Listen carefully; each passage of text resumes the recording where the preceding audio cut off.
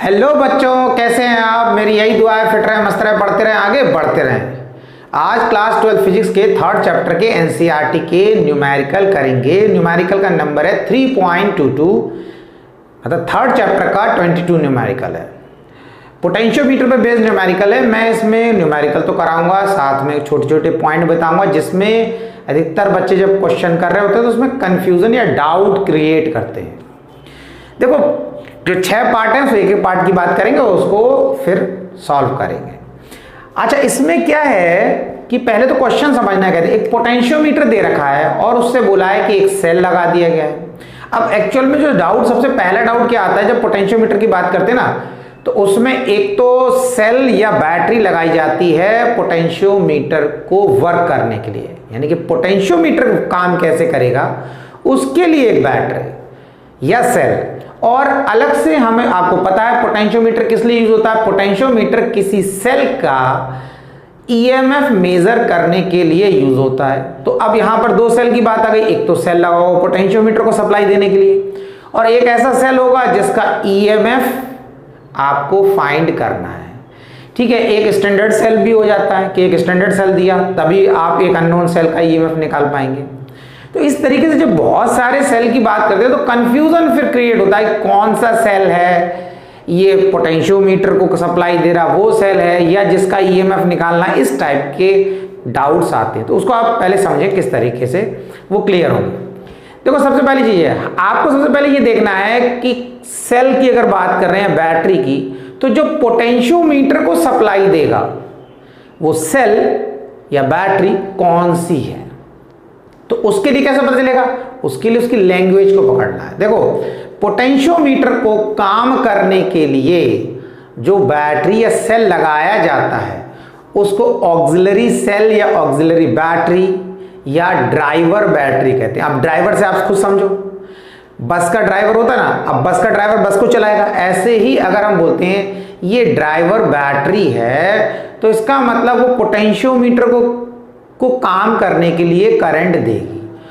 उस बैटरी का या सेल की बात कर रहे हैं, उस सेल के ईएमएफ से आपको कोई मतलब नहीं। मतलब कहने का ये मतलब कैलकुलेशन में उसको यूज नहीं करते। उस बैटरी या उस सेल के ईएमएफ को हम कैलकुलेशन में यूज नहीं करते। पहली चीज तो ये क्लियर होना चाहिए, समझ में आ गई। तो उसके लिए आपको पता होना चाहिए कि भाई पोटेंशियोमीटर को काम करने के लिए जो सेल की बात कर रहे हैं वो कौन सा है, उसका ईएमएफ कितना है। तो उन्होंने इस क्वेश्चन में बोला है कि एक सेल लिया जिसका ईएमएफ 2 वोल्ट है और जिसका इंटरनल रेजिस्टेंस 0.4 ओम है, वो पोटेंशियल डिफरेंस मेंटेन कर रहा है इस वायर के अक्रॉस। तो पोटेंशियल डिफरेंस मेंटेन कर रहा है वायर के अक्रॉस, तो इसका मतलब ये जो सेल दे रखा है ये हमारा पोटेंशियोमीटर को काम करने के लिए जो इलेक्ट्रिसिटी है या वोल्टेज है वो प्रोवाइड करेगा। यानी कि कैलकुलेशन जब हम करेंगे तो इस सेल के ईएमएफ से हमें कोई मतलब नहीं रहेगा।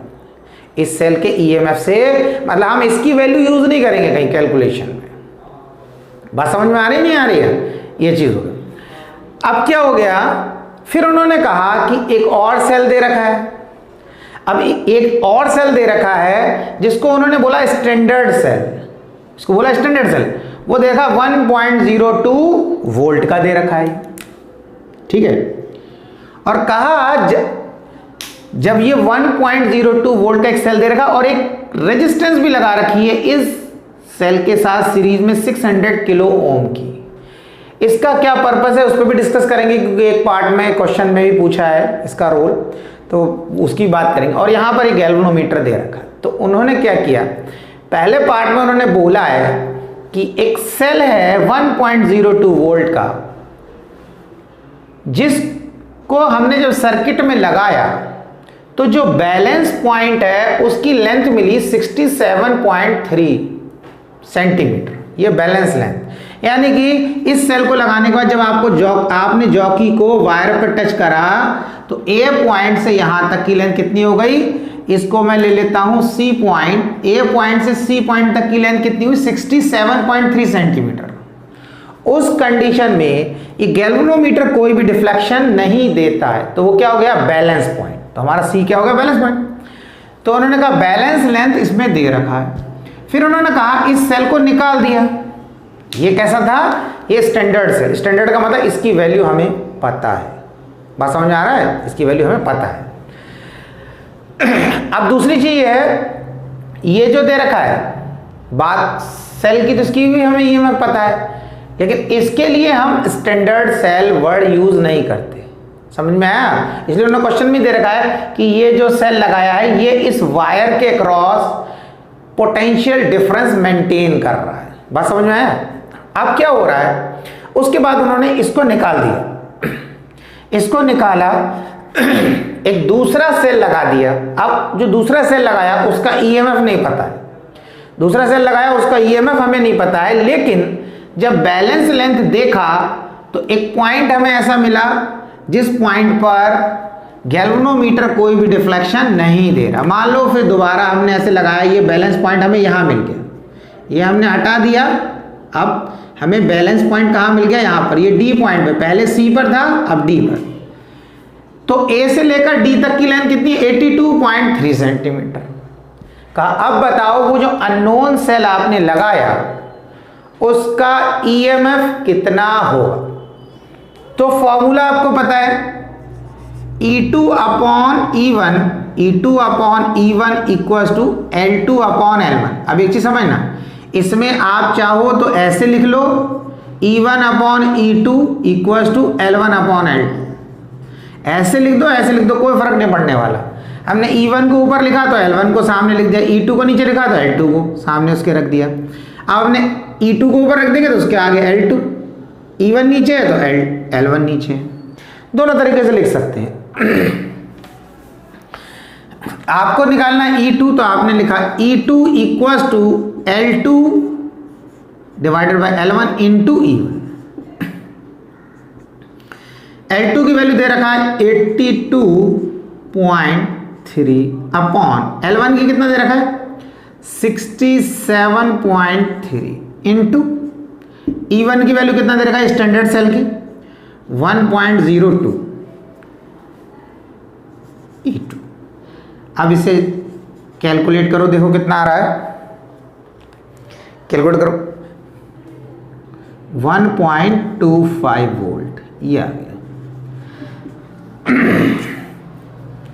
इतना वोल्ट है, यानी कि जो दूसरा सेल था जिसका ईएमएफ हमें नहीं पता था उसका ईएमएफ कितना आ गया 1.2 वोल्ट। तो ये हमारा फर्स्ट पार्ट क्या हो गया इस क्वेश्चन का कंप्लीट हो। डायरेक्ट फॉर्मूला बेस था, इसमें कुछ ऐसा ज़्यादा टिपिकल नहीं था। नोट कर लो, नोट कर लिया, ठीक है। अब इसके बाद फर्स्ट पार्ट ए पार्ट हमारा हो गया। अब आप देखें इसका बी पार्ट। तो इसका बी पार्ट मैं बताता हूं क्वेश्चन में क्या बोला है। क्वेश्चन बोला है what purpose does the high resistance of 600 kilo ohm have. ये जो 600 किलो ओम की रेजिस्टेंस लगाया है इसका पर्पस क्या है, क्यों लगाया है, रीजन क्या है इसका लगाने का। तो पहले चीज तो आप समझ लो, पहले डायरेक्टली आंसर अगर की बात करें तो बड़ा सिंपल सा आंसर है कि भाई ये जो 600 किलो ओम की रेजिस्टेंस लगाई है ये गैल्वेनोमीटर की सेफ्टी के लिए, कि अगर गैल्वेनोमीटर से ज्यादा करंट पास हो जाएगा तो हमारा गैल्वेनोमीटर डैमेज हो जाता है, और गैल्वेनोमीटर की कॉस्ट 400 या 500 रुपीज होती है अप्रॉक्स।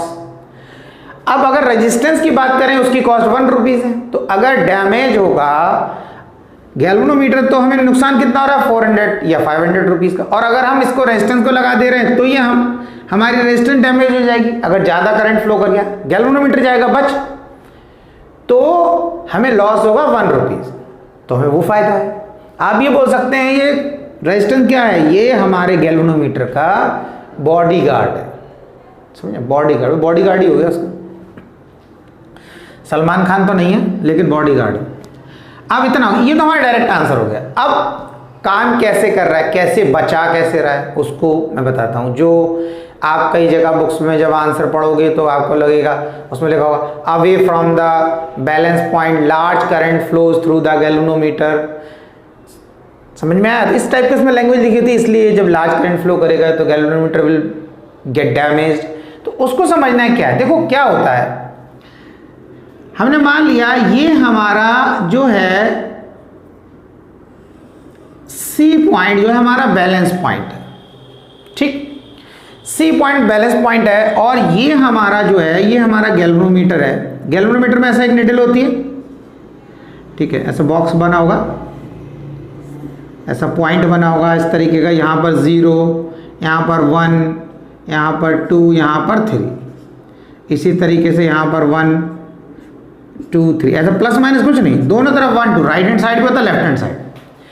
अब सपोज कर लिया जब आप सी से बी की तरफ ले जा रहे हो इस जॉकी को, तो जब सी पॉइंट पर है तो गैल्वेनोमीटर की नीडल 0 दिखा रही है, यानी कि कोई करंट फ्लो नहीं कर रहा। ये बी पार्ट का ही आंसर बता रहा हूं आपको। जब आप सी से दूर ले जा रहे हो तो जैसे जैसे आप दूर ले जाते आ रहे हो गैल्वेनोमीटर की नीडल अपनी पोजीशन चेंज कर रही है। इस तरीके से गैल्वेनोमीटर की नीडल इधर हो गई और उधर ले गए तो गैल्वेनोमीटर की नीडल और इधर आ गई, और बी की साइड ले जाओगे तो गैल्वेनोमीटर की नीडल और इधर आ गई। बात समझ में आया? जैसे ही सी से आप बी की तरफ ले जा रहे हो तो गैल्वेनोमीटर की नीडल इस तरीके से 0 से राइट की तरफ चल रही, और अगर सी से आप ए की तरफ ला रहे हो तो गैल्वेनोमीटर की नीडल इस तरफ चलेगी, ऐसे, ठीक है, गैल्वेनोमीटर की नीडल इस तरीके। बात समझ में आ रहा है? इस तरीके से चल रही है। ये तरीका है गैल्वेनोमीटर की नीडल के चलने का। अब क्या हो रहा है, सपोज कर लो जब आप सी से दूर जा रहे हो तो आप देख रहे हो डिफ्लेक्शन बढ़ रहा है, डिफ्लेक्शन बढ़ रहा है। अभी ये रेजिस्टेंस लगी हुई है तब इतना डिफ्लेक्शन है। मान लो आपने यहाँ पर हमने 1 2 यानी कि यहाँ पर हमने ले लिया, इसको बोल दिया हमने पहला पॉइंट, इसको ले लो P, इसको ले लो Q और इसको ले लो R। मतलब जब यहाँ पर पहुंची तो P, ये Q, ये R। अब जब यहाँ पर पहुंची तो ये हो गया P, यहाँ पर पहुंची तो हो गया Q, और यहाँ पे पहुंचा तो हो गया R। यानी कि इस पॉइंट पर है तो P के अकॉर्डिंग, इस पॉइंट पर है तो R के अकॉर्डिंग ये निडल दिखा रही डिफ्लेक्शन, और यहाँ पर Q, और R पर पहुंच गया। हाँ, अच्छा, अब इसे देखें कि इस पॉइंट यहां पर निडल है तो P रिप्रेजेंट कर रहा है उसकी पोजीशन को, इस पॉइंट पर निडल है तो Q रिप्रेजेंट कर रहा है, इस पॉइंट पर निडल है तो R रिप्रेजेंट कर रहा है। तो यहां पर निडल है तो P पॉइंट, यहां पर निडल है तो Q, यहां पर निडल है R। अब इस पॉइंट पर निडल है तो ये R इस पोजीशन पर, R जो है जब निडल इस पॉइंट पर है तब रिप्रेजेंट कर रहा है। अब अगर ये रेजिस्टेंस नहीं होगी तो इसमें तो और करंट फ्लो करेगा, जब और करंट फ्लो करेगा तो निडल और आगे चली जाएगी, और ये ज़्यादा चली गई आगे, तो जब ज़्यादा करंट फ्लो करेगा तभी तो ये ज़्यादा डिफ्लेक्शन दिखाएगी, तब ये डैमेज हो सकती है। मतलब हमारा गैल्वेनोमीटर क्या हो सकता है, डैमेज हो सकता है। तो डैमेज हो जाएगा तो उसको बचाने के लिए ये लगा दिया रेजिस्टेंस। तो रेजिस्टेंस, अगर ये रेजिस्टेंस नहीं होती तो हमारी निडल मान लिया हमने कहीं यहाँ X पर होती, X पर, यानी कि और आगे चली जाती अगर ये रेजिस्टेंस नहीं होती।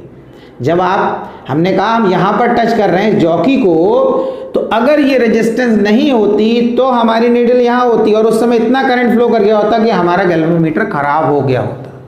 लेकिन इस रेजिस्टेंस की वजह से ये नीडल यहाँ नहीं गई, ये यहीं पर रुक गई क्योंकि इससे कम करंट फ्लो कर रहा है।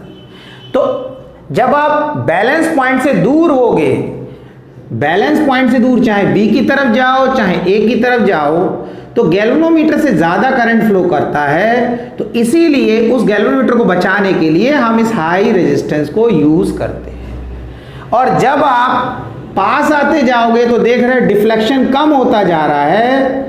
तो डिफ्लेक्शन जब कम होने का मतलब गैल्वेनोमीटर से कम करंट फ्लो करेगा। बात समझ में आया? क्वेश्चन में उन्होंने क्या कहा है कि जब आप पास आ रहे हो, जैसे ही आप बैलेंस पॉइंट के पास पहुंचते हो, मान लो आप P पॉइंट पर पहुंच गए, P पॉइंट पर पहुंचे तो हमारी निडल कहाँ होगी, इस पॉइंट पर, यानी कि ये O के जीरो के बहुत पास है, जीरो के पास है। जैसे ही आप इस पॉइंट पे पहुंचोगे तो क्वेश्चन में बोला है कि जब बैलेंस पॉइंट के पास पहुंचेंगे तब इस की को शॉर्ट कर देते हैं। अब इस की को शॉर्ट करने का कॉन्सेप्ट समझो। आपकी निडल यहां पर है और रेजिस्टेंस लगी हुई है, ठीक है, रेजिस्टेंस गैल्वेनोमीटर की सेफ्टी के लिए लगाया। जैसे ही इस पॉइंट पर आप, यानी कि आपने पी पॉइंट, देखो मैंने यह बता रखा, यहाँ का पी पॉइंट ये इसको रिप्रेजेंट कर रहा है, यानी कि जब आपका जॉकी यहाँ टच होगा तो आपकी गैल्वेनोमीटर की नीडल इस पॉइंट पर होगी। अब मैं बाकी को रब कर देता हूँ, इसको हटा देता हूँ। अब जैसे ही आप इस की को शॉर्ट करोगे, शॉर्ट का मतलब होता है मिला दोगे, जैसे ही आप मिलाओगे निडल अपने आप, यानी कि आपका तो जॉकी यहां टच होगा, सी पॉइंट पर नहीं है, आपने इधर पर टच कर रखा है और आपकी गैल्वेनोमीटर की निडल इधर पर है। जैसे ही आप इसको शॉर्ट करते हो ये निडल एकदम अपनी पोजीशन से आगे पहुंच जाएगी, अपनी पोजीशन से आगे। क्यों? क्योंकि ये रेजिस्टेंस करंट को रोक रही थी। अभी जैसे ही आपने इसको शॉर्ट करा डिफ्लेक्शन बढ़ गया, लेकिन ये जो डिफ्लेक्शन अभी इतना ही हुआ, ज्यादा नहीं हुआ। क्यों नहीं हुआ? क्योंकि आप बैलेंस पॉइंट के बहुत पास पहुंच चुके हो। अगर आप ऑलरेडी यहां पर होते, इस पॉइंट पर, मान लो आप पहले ही यहां होते और हमने कह दिया कि भैया ये ब्लैक कलर का, आप यहीं पर थे और हमने कहा भाई इस 3 नंबर को, अगर इस 3 नंबर से अगर हमारी नीडल आगे चली जाती तो हमारा गैल्वेनोमीटर हो जाता खराब। तो अगर जब आप बैलेंस पॉइंट से दूर हो तब आप आर पॉइंट पर हो, ये आर पॉइंट बैलेंस पॉइंट से दूरी तो है, पी पॉइंट बैलेंस पॉइंट के पास है, क्यू उससे दूर है, आर उससे दूर है। तो अगर आप आर पॉइंट पर होते away from the balance point और आप इस की को शॉर्ट कर देते, जैसे ही शॉर्ट कर देते तो आपकी नीडल तो सीधी यहां से यहां पहुंच जाती। जैसे ही वो यहां से यहां पहुंचती, यानी कि 3 को क्रॉस करती, तो हमने मान लिया कि वो डैमेज हो जाता, तो आपका गैल्वेनोमीटर डैमेज हो जाता। लेकिन क्या होता है, जब आप बैलेंस पॉइंट के पास पहुंचेंगे तो उसमें डिफ्लेक्शन तो बढ़ेगा, लेकिन वो इस पॉइंट को क्रॉस नहीं कर पाएगी। मैंने बताया देखो, अभी तो यहां पर थे, जैसे ही आपने इस पी पॉइंट पर यहां पे टच किया इस जॉकी को और की को शॉर्ट करा, तो आपकी जो निडल थी वो यहां पहुंच गई, क्योंकि उससे ज्यादा करंट पास होने लगा। लेकिन अभी भी वो क्या है, सेफ लिमिट में, 3 से पहले। बात समझ आती है? ये क्वेश्चन में दे रखा है कि बैलेंस पॉइंट के पास बैलेंस पॉइंट के पास जब आप पहुंचोगे तब इस की को शॉर्ट कर देते हैं। इतना क्लियर हो गया? ठीक। तो ये मैंने पॉइंट बताए थे। बी पॉइंट क्या पर्पस है कि 600 किलो ओम की रेजिस्टेंस को गैल्वेनोमीटर की सेफ्टी के लिए लगाया गया है। बैलेंस पॉइंट से जब जॉकी दूर होगा तब ज्यादा करंट गैल्वेनोमीटर से फ्लो करेगा, उस समय ये हाई रेजिस्टेंस उस करंट को कंट्रोल करेगी और कम करंट पास करेगी, जिससे कि हमारा गैल्वेनोमीटर सेफ रहेगा। तो ये हमारा सेकंड पार्ट का आंसर था, ठीक, यानी कि बी पार्ट का। अब नेक्स्ट है, is the balance point affected by the high resistance. वो कह रहे हैं ये जो 600 किलो ओम की हाई रेजिस्टेंस लगाया, इसकी वजह से क्या बैलेंस पॉइंट पर कोई इफेक्ट पड़ेगा? मतलब हमारा बैलेंस पॉइंट तो हमने कहाँ माना है, इसको हटा देते हैं। मान लिया पहला बैलेंस पॉइंट हमें यहां मिल रहा है। अब कह रहे हैं ये बैलेंस पॉइंट मिल गया तो ये 600 किलो ओम की रेजिस्टेंस क्या बैलेंस पॉइंट को चेंज कर देगी या नहीं करेगी? तो आप पहले ये समझें कि बैलेंस कंडीशन में इस रेजिस्टेंस से कोई करंट फ्लो करेगा ही नहीं। बैलेंस कंडीशन में करंट फ्लो कर ही नहीं रहा है, गैल्वेनोमीटर से ही करंट पास नहीं है। जब गैल्वेनोमीटर से मतलब इस रेजिस्टेंस से बैलेंस कंडीशन में कोई करंट फ्लो नहीं करता है। जब करंट ही फ्लो नहीं कर रहा है तो इसकी रेजिस्टेंस की वैल्यू कितनी ज्यादा हो या कितनी कम, उससे कोई भी फर्क नहीं पड़ेगा। तो इसका मतलब बैलेंस कंडीशन में इस रेजिस्टेंस की वैल्यू कोई भी इफेक्ट प्रोड्यूस नहीं कर पाएगी, चाहे वो 600 किलो ओम से ज्यादा लगा दो या 600 किलो ओम से कम लगा दो। इतना क्लियर हो गया? तो ये हमारा सी पॉइंट हो गया। अब हमारा नेक्स्ट क्या है? नेक्स्ट जो है हमारा डी है, is the balance point affected by the internal resistance of the driver cell. देखो क्लियर लिखा है, ड्राइवर सेल लिखा है। ड्राइवर सेल का मतलब ये जो इस पोटेंशियोमीटर को काम कराएगा, चलाएगा, वर्किंग करा रहा है, ठीक है, उसको एनर्जी प्रोवाइड कर रहा है। कह रहे हैं इसकी हाई रेजिस्टेंस का क्या इफेक्ट पड़ेगा? अगर इसकी इंटरनल रेजिस्टेंस बढ़ जाए तो उससे कोई फर्क पड़ेगा?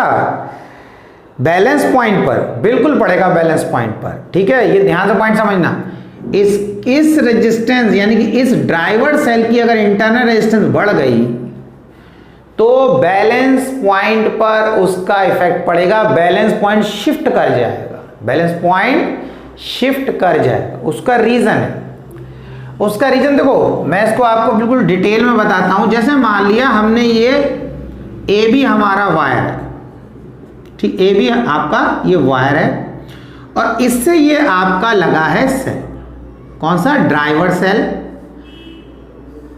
इस पॉइंट को, इसका पॉइंट नंबर है इंटरनल डी पॉइंट, इसको थोड़ा डिटेल में समझ लें, ठीक है। अब क्या हो रहा है, अभी इन्होंने दे रखा है, इसका ईएमएफ दे रखा है 2 वोल्ट। अभी हम सपोज कर लो हमें ये बैलेंस पॉइंट यहां मिल गया, सी पॉइंट जो है वो बैलेंस पॉइंट है। फॉर एग्जांपल हमारे पास एक सेल लगा है, समझना, जिसको मैंने ले लिया है 1 वोल्ट का। ये मैंने अपनी मर्जी से लिया है वैल्यू, इस क्वेश्चन के अकॉर्डिंग नहीं, मैं क्योंकि ये तो आपको समझा रहा हूँ एग्जांपल, तो मैंने थोड़ा सिंपल वैल्यू ले ली, 1.02 नहीं लिया है, आपको जल्दी आसानी से समझ में आएगा। क्योंकि वहाँ तो आपको इसको सिर्फ ये लिखना है कि बैलेंस पॉइंट पर इफेक्ट पड़ेगा या नहीं पड़ेगा, तो आपको लिखना पड़ेगा, बैलेंस पॉइंट पर इफेक्ट पड़ेगा। अब आपको समझ लो कैसे पड़ेगा। देखो 1 वोल्ट का लिया तो क्या हो रहा है, अब आपको ये बता, अब आपने क्या किया, सपोज कर लिया आपने 1 वोल्ट मीटर लिया, बात समझना बड़ा आसान सा तरीका है। ज़्यादा ऐसा कोई क्वेश्चन में ज़्यादा चीज़ बता दे और टेंशन में नहीं आना है कि अरे बहुत सारा क्या कॉम्प्लिकेटेड, थोड़ा समझने की कोशिश करेंगे, प्रैक्टिकल चीज़ें हैं तो बिल्कुल आसानी समझ में आएगा, आसान भी लगेगा। आपने 1 वोल्ट मीटर लिया, उसका एक टर्मिनल लगाया यहाँ पर, इसको भी हटा देते हैं, इसको हटा देते हैं, थोड़ा सा टेंशन कम होगी आपको। वोल्ट मीटर लिया, एक टर्मिनल हमने इसका लगा दिया यहाँ पर और दूसरा टर्मिनल लगा यहाँ पर, तो वोल्ट मीटर कितना वोल्ट दिखा रहा है, ये वोल्ट मीटर दिखा रहा है 1 वोल्ट, यानी कि यहाँ पे 1 वोल्ट, ठीक। अगर हम यहाँ लगा दें तो दिखा रहा है 1.5 वोल्ट, यहाँ लगा दें तो दिखा रहा है 2 वोल्ट, यहाँ लगा दें तो दिखा रहा है 0.5। इतनी चीज समझ में आ गई, ये हमने वोल्ट मीटर से देखा। एक तो टर्मिनल उसका फिक्स रखा इस पॉइंट पर, और ये दूसरा दूसरा उसका जॉकी था, वोल्ट मीटर का दूसरा एंड था, उसको यहाँ लगाया, कितनी रीडिंग 0.5, यहाँ 1 वोल्ट या 1.5 और यहाँ 2, हमने इसको हटा दिया, ये हमने चेक कर लिया। अब हमने क्या किया, एक सेल लगाया जिसका जो ईएमएफ था वो 1 वोल्ट था, 1 वोल्ट था। जब 1 वोल्ट वाला सेल लगा दिया और यहाँ लगाया गैल्वेनोमीटर, जैसे ही आप गैल्वेनोमीटर के इस जॉकी को यहाँ लगाओगे, ये गैल्वेनोमीटर कोई डिफ्लेक्शन नहीं देगा। क्यों नहीं देगा, क्योंकि इस सेल का जो ईएमएफ है वो इन 2 पॉइंट के बीच के पोटेंशियल डिफरेंस के बराबर हो गया, यानी कि इस पॉइंट से इस पॉइंट के बीच पोटेंशियल डिफरेंस कितना है 1 वोल्ट, सेल का पोटेंशियल ईएमएफ कितना 1 वोल्ट। जब दोनों बराबर हो गए तो ना करंट इसमें से इसमें जाएगा ना ही इससे इसमें जाएगा। इतना क्लियर हो गया, बैलेंस कंडीशन है, ठीक। अब क्या होता है, ये हमारी बैलेंस कंडीशन थी। अब हमारा ये जो सेल था जो क्वेश्चन में दे रखा था 2 वोल्ट और इंटरनल रेजिस्टेंस 0.4 ओम, उसकी इंटरनल रेजिस्टेंस बढ़ने की वजह से उसकी ईएमएफ कम हो जाएगी। जब सेल की इंटरनल रेजिस्टेंस बढ़ जाती है तो सेल की ईएमएफ कम हो जाती है। अब कंडीशन समझना, बिल्कुल सेम डायग्राम यहीं पे बनाऊंगा, बड़े आसानी से और बहुत अच्छे से आपको समझ में आएगा कि ये क्यों हो जा रहा है ऐसा, और एक इससे और आगे का भी समझ में आ जाएगा, इसका एक और पार्ट दे रखा है वो भी समझ में आ जाएगा आपको। इससे अगर आपने इसको ध्यान से समझ लिया तो वो भी समझ में आ जाएगा। कोई भी टिपिकल चीज एक बार अगर समझ में आ गई तो फिर तो आसान लगता ना कि। अब सपोज कर लो ये जो हमारा ड्राइवर सेल था, इसकी इंटरनल रेजिस्टेंस बढ़ने की वजह से इसकी ईएमएफ जो है वो कम हो जाती है। मैंने मान लिया 1 वोल्ट हो गई, ये 1 वोल्ट हो गई। अब जब ये 1 वोल्ट हो गई और हमारा यहाँ पर जो सेल था वो कितना था 1 वोल्ट, अब हमने इसमें भी क्या करा, इसमें भी एक वोल्ट मीटर लगाया। जब इसमें वोल्ट मीटर लगाया, एक तो टर्मिनल यहाँ फिक्स करा और दूसरा टर्मिनल हमने इसके बिल्कुल ये यहाँ सी पॉइंट ले लिया, इधर लगाया। तो इधर लगाया तो इसने रीडिंग पता कितनी दिखाया, अब दिखाया 0.5। बिल्कुल पहले कितना दिखा रहा था 1 वोल्ट यहाँ पे सी पर, इस बार 0.5। फिर हमने इसका दूसरा एंड यहाँ लगाया तो दिखाने लगा 0.75, ये दिखाने लगा। यहाँ पे लगाया तो कितना दिखाने लगा 1 वोल्ट, और यहाँ पे लगाया तो कितना दिखाना 0.25, ये रीडिंग दिखा रहा। ये वोल्ट मीटर, हमने वोल्ट मीटर को हटा दिया, अब हमने लगाया अपना यही सेल दोबारा लगा दिया। अब ये सेल लगाया तो आप अब खुद बताओ इसका जो ईएमएफ है 1 वोल्ट है। अब ये मैं जो दूसरा टर्मिनल है किस पॉइंट पे लगाऊं कि ये गैल्वेनोमीटर डिफ्लेक्शन ना दे। इसके लिए मुझे इसे इस पॉइंट पे लगाना पड़ेगा। क्यों? जब मैं इसको इस पॉइंट पे लगाऊंगा तभी इन दो पॉइंट के बीच का पोटेंशियल डिफरेंस इस सेल के ईएमएफ के बराबर होगा, और जब बराबर होगा तभी इस गैल्वेनोमीटर से कोई करंट पास नहीं होगा, तब ये गैल्वेनोमीटर कोई डिफ्लेक्शन नहीं देगा। तो आप खुद बताओ, अगर सेल की इंटरनल रेजिस्टेंस बढ़ेगी तो सेल का ईएमएफ कम हो जाएगा, सेल का ईएमएफ कम हो जाएगा, तो ये जो वायर के क्रॉस पोटेंशियल डिफरेंस है ये चेंज हो जाता है। अब आप खुद देखो, इतनी लेंथ पर पोटेंशियल डिफरेंस कितना है? 0.25। इतनी लेंथ पर कितना है? 0.5। और इसी को इधर कंपेयर करो, सेम लेंथ, इधर पर पोटेंशियल डिफरेंस कितना है? 0.5। इतनी लेंथ पर कितना है? 1 वोल्ट। चेंज आ गया। सेल का ईएमएफ चेंज होने से वायर के अक्रॉस जो पोटेंशियल डिफरेंस था उसमें चेंज आ गया। यानी कि इन दो पॉइंट पर अगर आप वोल्टेज मेजर करोगे तो वो 0.25 वोल्ट मेजर होंगे, यानी कि इतने दिखाएगा आपको वोल्ट मीटर। और ए से लेकर सी इन दो पॉइंट पर अगर आप वोल्टेज मेजर करोगे तो वोल्ट मीटर 0.5 दिखाएगा, और यहां पर ए से सी पर कितना दिखा रहा है? 1 वोल्ट। तो इसलिए अगर इस सेल की इंटरनल रेजिस्टेंस बढ़ेगी तो बैलेंस पॉइंट शिफ्ट हो जाता है। ये बात समझ में आ गया? ठीक है, ये क्लियर हो गया तो ठीक है। उसके बाद लिखा है, इसके आगे वाला क्वेश्चन बिल्कुल जो मैंने ये एग्जांपल्स आपको बताए ये उसको क्लियर और करें। देखो, would the method work in the above situation if the driver cell of potentiometer had an EMF of 1 volt instead of 2 volt. कह रहे हैं कि अगर इस क्वेश्चन के अकॉर्डिंग चलता है, अब जो क्वेश्चन पूछा है यानी कि पार्ट है हमारा ई, कह रहे हैं बताओ अगर यहां पर जो हमारा ड्राइवर सेल है वो 2 वोल्ट की जगह 1 वोल्ट का हो, तो हमने यहां ले लिया 2 वोल्ट की जगह 1 वोल्ट हो गया। और ये जो सेल है यहां पे लगाया, इसकी तो वैल्यू वही रखा 1. एक तो ये लिया था हमने, 2 सेल थे 1.02, और दूसरा सेल क्या था जिसका ईएमएफ निकाला था अभी, उसका ईएमएफ निकाला था हमने 1.25 वोल्ट। एक तो हमारा ये स्टैंडर्ड सेल था और जो दूसरा जिसका ईएमएफ निकाला था उसका 1.25। तो उसके अकॉर्डिंग समझो, कह रहे हैं कि अगर ये ड्राइवर सेल जो है वो 1 वोल्ट का हो जाए तब क्या ये हमारा पोटेंशियोमीटर इस अननोन सेल की ईएमएफ को फाइंड कर सकता है? अब आंसर है नहीं कर सकता। अब क्यों नहीं कर सकता वो समझो। आपने क्या किया, आपने ये जो अननोन सेल है वो लगाया। डायरेक्टली हम इसी की बात करते हैं। ये कितने 1.25 वोल्ट का, इसका ईएमएफ कितना निकला 1.25, वो तो निकाल ही लिया था फर्स्ट पार्ट। अब आप खुद बताओ अगर ये 1 वोल्ट का हो जाएगा तो 1.25 वोल्ट इस वायर पर कहीं पोटेंशियल डिफरेंस मिल रहा है आपको? मिल रहा है? कहीं नहीं मिल रहा भाई। इस पर, इस वायर पर मैक्सिमम पोटेंशियल डिफरेंस कितना है? 1 वोल्ट का। अब 1 वोल्ट का है तो अगर आप इसको यहां पर भी लगा दोगे तब भी इस सेल का ईएमएफ इस सेल के ईएमएफ से ज्यादा है। इस केस में क्या होगा, इस सेल से करंट कहां जाने लगेगा? इस वायर में जाने लगेगा। जब वायर में जाने लगेगा तो गैल्वेनोमीटर आपको बैलेंस पॉइंट यानी कि डिफ्लेक्शन दिखाता रहेगा, यानी कि 0 शो नहीं करेगा। यानी गैल्वेनोमीटर आप सोचो कोई डिफ्लेक्शन ना दे, ऐसा नहीं होगा, यानी कि आपको बैलेंस पॉइंट नहीं मिलेगा। उसका रीजन ही यही है क्योंकि इस जिसका ईएमएफ हमें निकालना, अननोन सेल का ईएमएफ इस वायर के क्रॉस जो पोटेंशियल डिफरेंस है उससे ज्यादा है। जब उससे ज्यादा होगा तो आपको बैलेंस पॉइंट नहीं मिलेगा।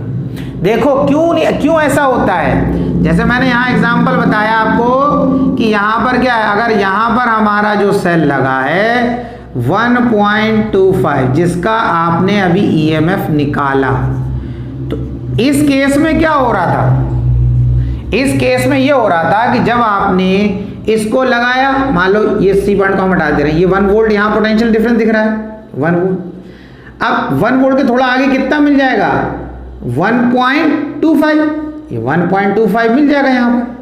तो जब आप यहां पर लगा दोगे तो इन दो पॉइंट के बीच का पोटेंशियल डिफरेंस 1.25 है, और इस सेल का ईएमएफ भी कितना 1.25। जब ये दोनों बराबर हो जाएंगे गैल्वेनोमीटर कोई भी डिफ्लेक्शन नहीं दे।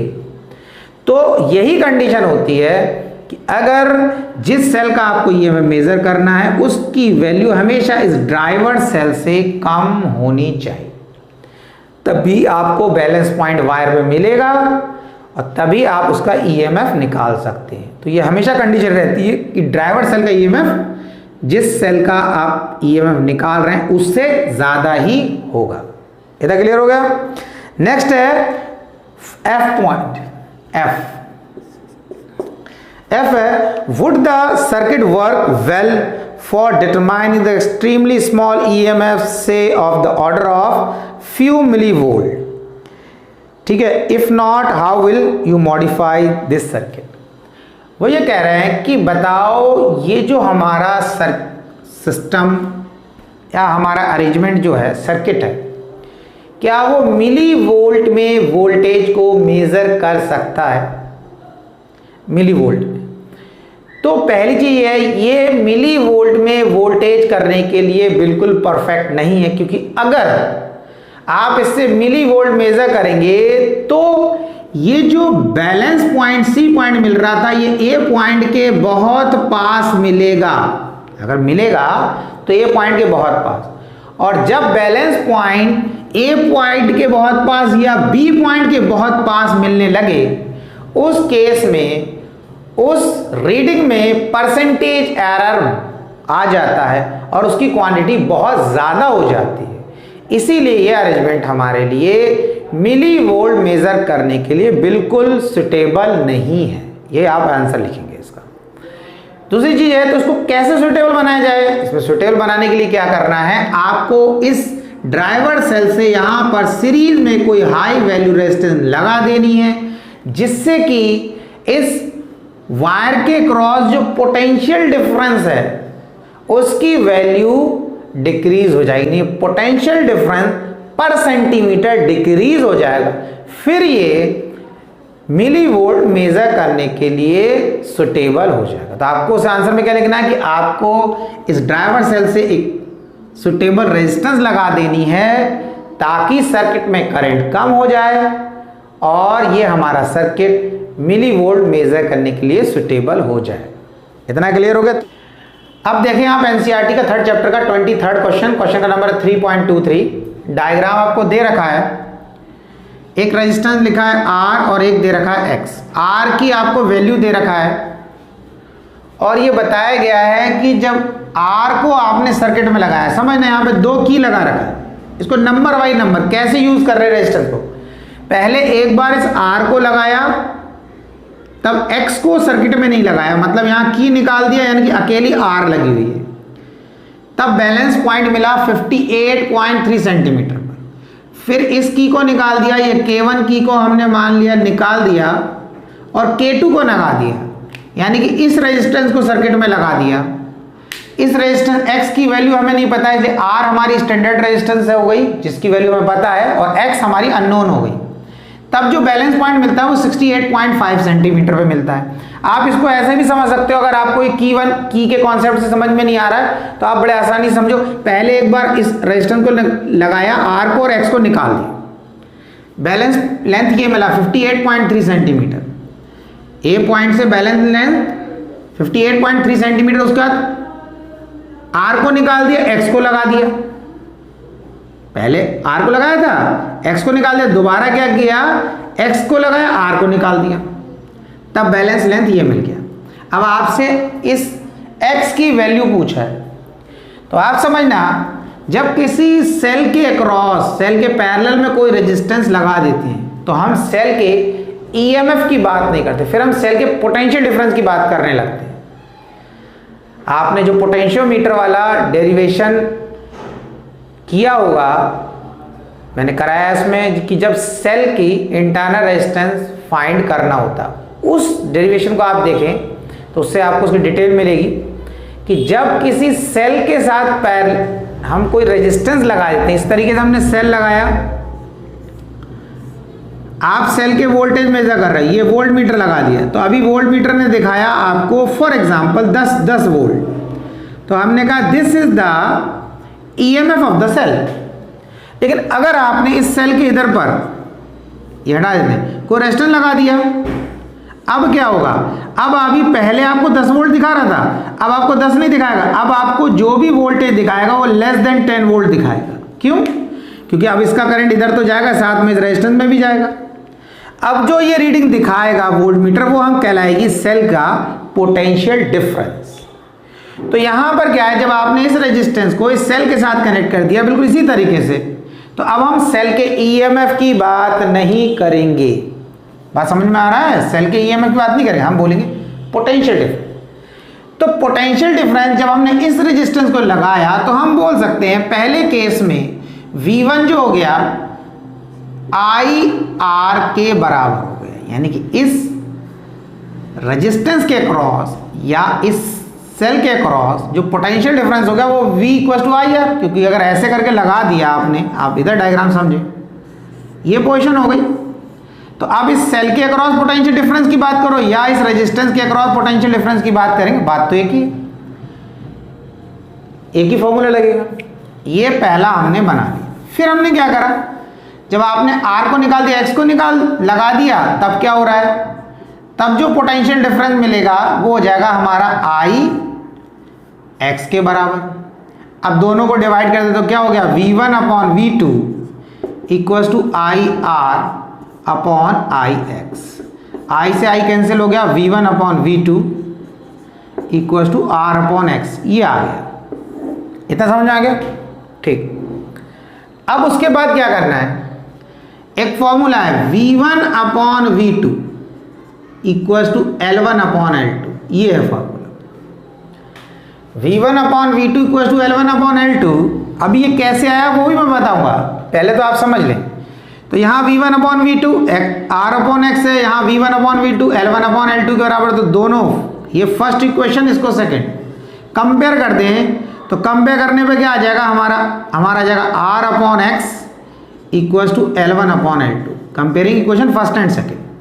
वैल्यू आपको xt निकालना है, तो x इधर ले गए तो क्या आ जाएगा, R × L2 ऊपर आ जाएगा और L1 नीचे आ जाएगा। और R की वैल्यू कितना दे रखा है, 10, L2 कितना दे रखा है हमें, 68.5 डिवाइडेड बाई L1 कितना दे रखा, 58.3। कैलकुलेट करो, बताओ कितना आ रहा है, कितना आया, 11.75 ओम, ये आ गया। तो ये इस अननोन रेजिस्टेंस की वैल्यू आ गई। इतना क्लियर हो गया? अब आप ये समझ लो कि ये फॉर्मूला कैसे आ गया। अब आपने तो देखा होगा कि भाई E1/E2 L1/L2 के बराबर था, पर यहाँ तो V1/V2 L1/L2 के बराबर लिख दिया है, उसको समझ लो, ये नोट कर लो, फिर मैं रब करता हूँ। कर लिया? अभी तो देखो, इसको रब कर दे। देखो बच्चों, यहाँ पर क्या है, ये V1/V2 कहाँ से आ गया? आपको लग रहा होगा कि भाई ये तो ये फॉर्मूला पढ़ाया था, E1/E2 L1/L2, ये आया था। देखो चीज आया तो था, लेकिन एक चीज समझना, वहां पर जैसा मैंने आपको एग्जांपल दिया कि अगर आप डेरिवेशन देखते हैं पोटेंशियोमीटर का, कि जब एक पोटेंशियोमीटर की हेल्प से हम किसी सेल की इंटरनल रेजिस्टेंस फाइंड करते हैं, तो एक जगह एक्सप्रेशन आता है E/V = L1/L2, ऐसा एक्सप्रेशन आता है। जब हम दो इक्वेशन बनाते हैं, उस डेरिवेशन को देखना जरा, तो ये E जो है L1 और V L2 के बराबर आ गया, तो V L2 के बराबर आ गया, ये समझे उस चीज को। अब देखो कैसे हुआ ये।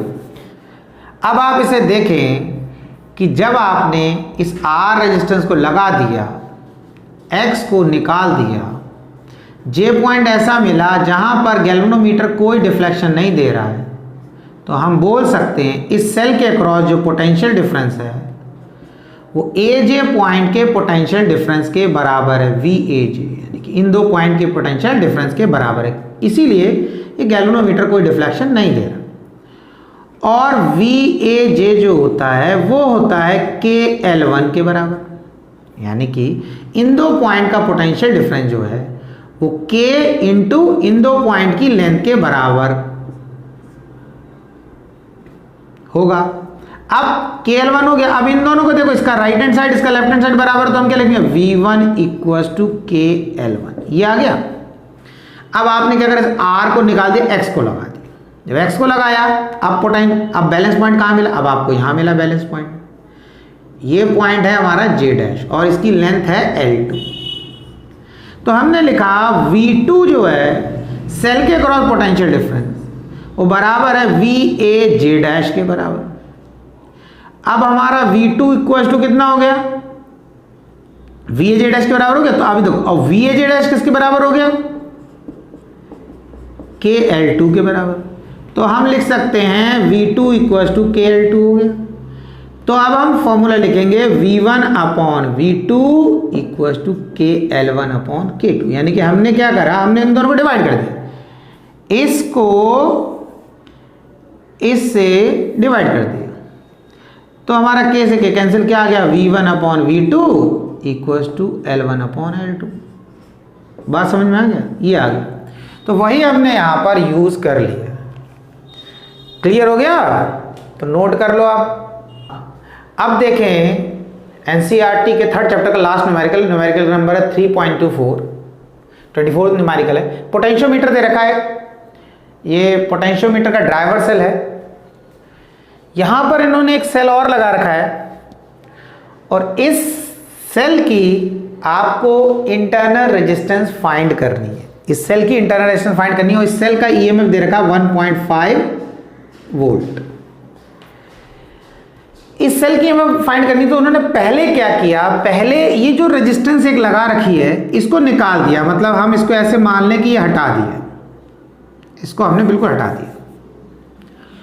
और उन्होंने इस गैल्वेनोमीटर से ये जॉकी लगा, इसको अलग अलग पॉइंट पर टच किया, एक पॉइंट मिला जिस पॉइंट पर गैल्वेनोमीटर कोई भी डिफ्लेक्शन नहीं दे रहा है, that is the balance point. और वो बैलेंस लेंथ मिल गई हमें L1 और इसकी लेंथ दे रखी 76.3 सेंटीमीटर, क्वेश्चन में दे रखा है आपको, ठीक है। फिर उन्होंने क्या किया, उन्होंने कहा कि अगली बार क्या किया, इस सेल के साथ पैरेलल में एक रेजिस्टेंस लगा दिया और अब फिर इस जॉकी को टच करा, फिर बैलेंस पॉइंट खोजा। इस बार बैलेंस पॉइंट कहाँ मिला, 64.3, यानी कि अगर यहाँ पे मिला था तो कहीं अब की बार कहाँ मिल गया होगा, कहीं और पहले मिल गया होगा। तो ए से लेकर इस पॉइंट तक की लेंथ कितनी हो गई, 64.3 सेंटीमीटर। तो कहा अब बताओ ये जो सेल लगा हुआ है 1.5 वोल्ट का, इसकी इंटरनल रेजिस्टेंस क्या होगी। तो formula, direct formula based question है।